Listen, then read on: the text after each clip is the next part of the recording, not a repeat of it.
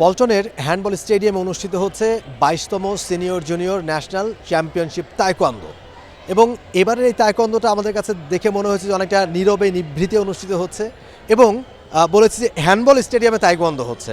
এইটার কারণটা কি, এইটা একটু আমরা জানার চেষ্টা করবো এবং এবারের পুরো আয়োজন নিয়ে কথা বলবো। এই জন্য আমার সাথে রয়েছেন বাংলাদেশ তায়কোয়ান্দো ফেডারেশনের সম্মানিত সাধারণ সম্পাদক লেফটেন্যান্ট কর্নেল এরশাদুল হক। তার সাথে কথা বলবো।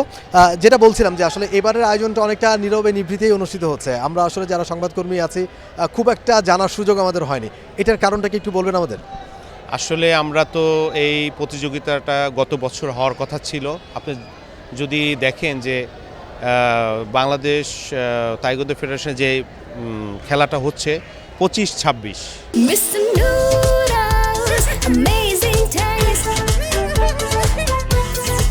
মানে ২৫-২৬ দুইটা বছরকে নিয়ে আমরা আর কি এটা করছি। এবং আমি এটা খুব একটু, যেহেতু আমাদের সময় কম ছিল, এই খেলার আগে আমরা কিন্তু একটা বেল টেস্ট হয়েছে, যার জন্য আমাদের হাতে সময় ছিল না অত প্রচার করার।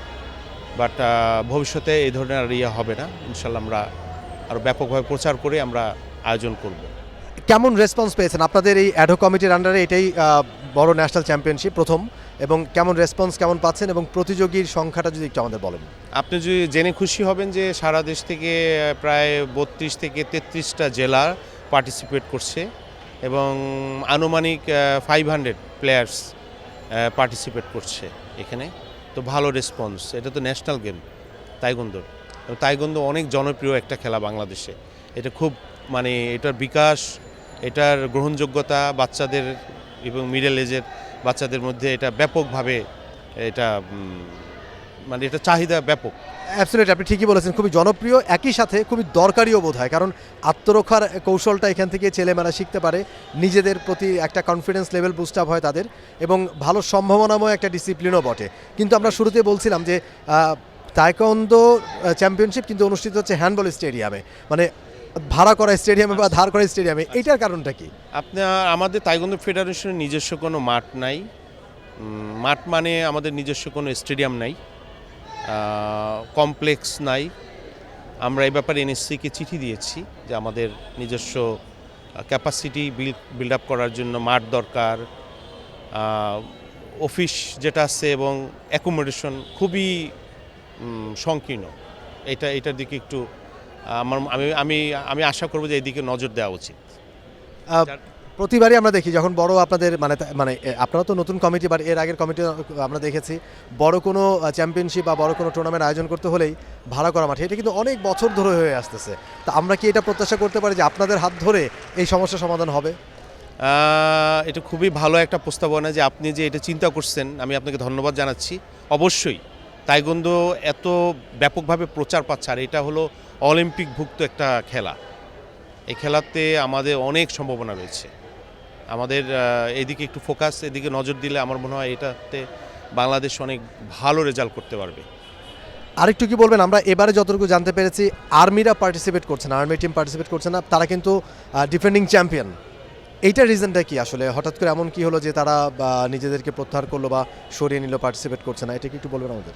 আমরা তাইকোয়ান্দো, আমাদের বর্তমান কমিটি ডিসিপ্লিনের ব্যাপারে আমরা কোনো ছাড় দিব না।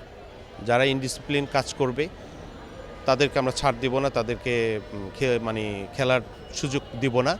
এটাই আমাদের এই ইসি কমিটির মিটিং, এটা সিদ্ধান্ত হয়েছে।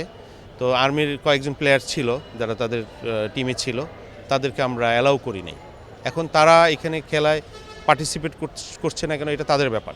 এটা আমাদের ফেডারেশনের আমরা এখতিয়ারভুক্ত না, তাদের সিদ্ধান্ত, এটা আমাদের সিদ্ধান্ত না।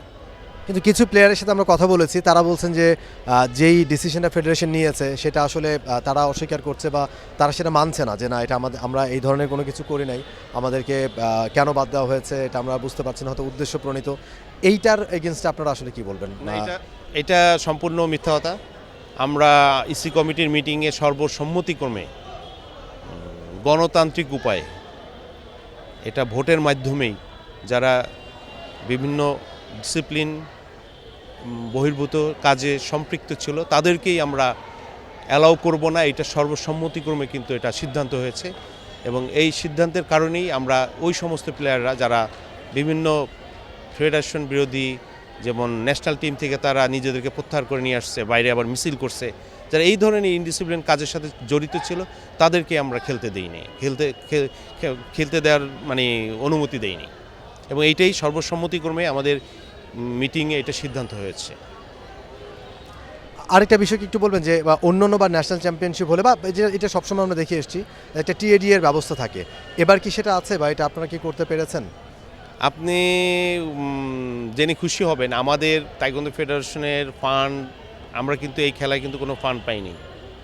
আমরা গত 5 মাসে একটা বড় ধরনের একটা ট্রেনিং করেছি বিকেএসপিতে, তারপর আবার একটা বিদেশি কোচ দিয়ে আরও অতিরিক্ত 1 মাস করেছি, কিন্তু এটা কিন্তু খুব ব্যয়বহুল, আমাদের বাজেট অনেক কম। তারপর আলহামদুলিল্লাহ এবার আমরা টিএডি এর ব্যবস্থা করেছি।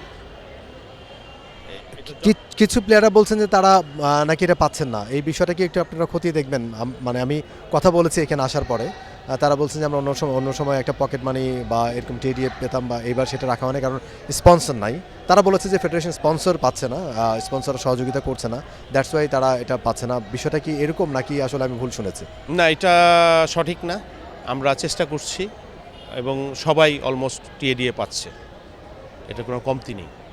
স্পন্সর সমস্যাটা?